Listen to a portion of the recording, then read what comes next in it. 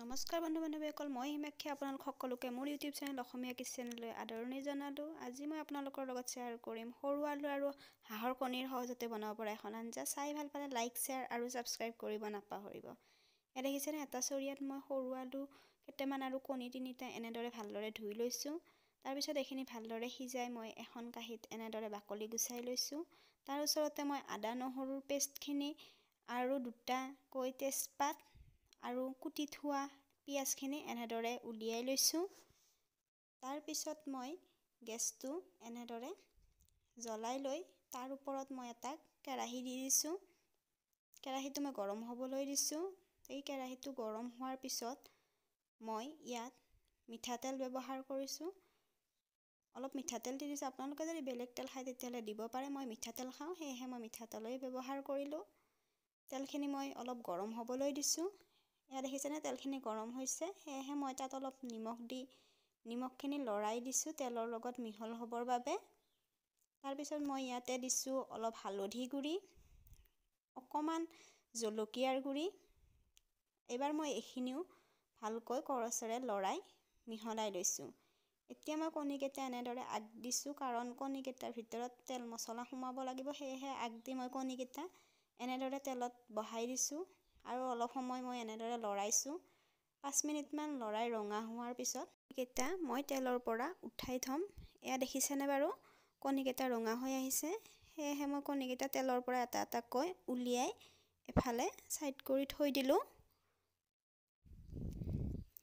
এতিয়া মই আগতে যোগাৰ কৰি থোৱা বস্তুখন এপদ এপদকৈ তেলত দিম। এয়া 2টা তেজপাত দিলোঁ তেলত। তাৰপিছত মিহিকৈ কুটি থোৱা পিঁয়াজখিনি এনেদৰে তেলত দি অলপ সময় মই পিঁয়াজখিনি এনেদৰে লৰাই থাকিম যেতিয়ালৈকে পিঁয়াজখিনি গল্ডেন ব্ৰাউন কালাৰ হৈ নুঠে। এয়া দেখিছেনে, পিঁয়াজখিনি গল্ডেন ব্ৰাউন কালাৰ হৈ উঠিছে। এতিয়া মই ইয়াত আদা নহৰুৰ পেষ্টখিনি দি দিছোঁ আৰু এইখিনি মই লৰাই থাকিম 5 মিনিটমান, কাৰণ কেঁচা আদা নহৰুৰ গোন্ধটো যাতে আঞ্জাত নুঠে তেতিয়ালৈকে লৰাম। এয়া হৈ উঠিছে। এতিয়া মই ইয়াত আলুখিনি দি 2-3 মিনিটমান এই আলুখিনি পিঁয়াজৰ লগত লৰাই দিম। তাৰপিছত মই ইয়াতে এচামুচ নিমখ, আপোনালোকে নিজৰ সোৱাদ অনুযায়ী নিমখটো দি ল'ব। তাৰপিছত হালধিৰ গুড়া এচামুচ আৰু জলকীয়াৰ গুড়া এচামুচ দিছোঁ। জলকীয়াটো আপোনালোকে নিজৰ মতে দিব। এতিয়া মই ইয়াত জিৰাৰ গুড়াও এচামুচ দিছোঁ আৰু এইখিনি 2 মিনিটমান ভালকৈ এনেদৰে লৰাই দিছোঁ। এইবাৰ মই ইয়াত অলপমান পানী দি দিছোঁ যাতে মছলাখিনি তলত লাগি নধৰে আৰু আলুৰ লগত ভালদৰে মিহল হৈ যায়। তাৰপিছত মই গেছৰ ফ্লেমটো একেবাৰে ল' কৰি দি এই বস্তুখিনি ভাল লৰাই দি এইখিনি মই এখন কাঁহীৰে ঢাক মাৰি দিছোঁ। 5 মিনিটমান মই ঢাক মাৰি হোৱাৰ পিছত এইখিনি খুলি চাইছোঁ। দেখিছেনে বাৰু, এই আলুবোৰ কাটা গৈছে, মানে এই আলুবোৰ ভালদৰে সিজি উঠিছে। এতিয়া মই ইয়াৰ পৰা আধাখিনি আলু কেৰাহীতে থৈ আধাখিনি আলু উলিয়াই পিটিকা কৰি ল'ম আৰু এই কেৰাহীত থকা আধা আলুখিনিৰ লগত পিটিকা আলুখিনি দি দিছোঁ। দি এইখিনি আৰু 2 মিনিটমান ভালদৰে ভাজি তাত উতলা গৰম পানী এনেদৰে ঢালি দিছোঁ। মই পানীৰ মাত্ৰা কমকৈ দিছোঁ, কাৰণ মই 3জন মানুহৰ কাৰণে বনাইছোঁ আঞ্জাখন।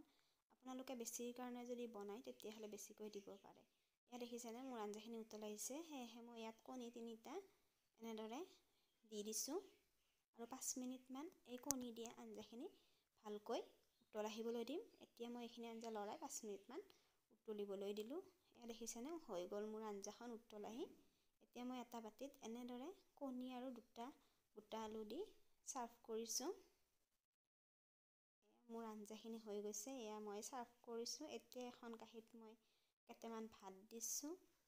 তাৰ কাষতে মই এইমাত্ৰ বনোৱা কণীৰ আঞ্জাখিনি দিছোঁ। তাৰ ওচৰতে মই দুপৰীয়া ভজা বেঙেনা, সৰু গুটি বেঙেনাখিনি দি দিছোঁ আৰু এটুকুৰ নেমুৰ সৈতে মই দুপৰীয়াৰ এই থালিখন সজালোঁ। যিসকলে মোৰ ভিডিঅ' চাই আছে তেওঁলোকলৈ অশেষ ধন্যবাদ।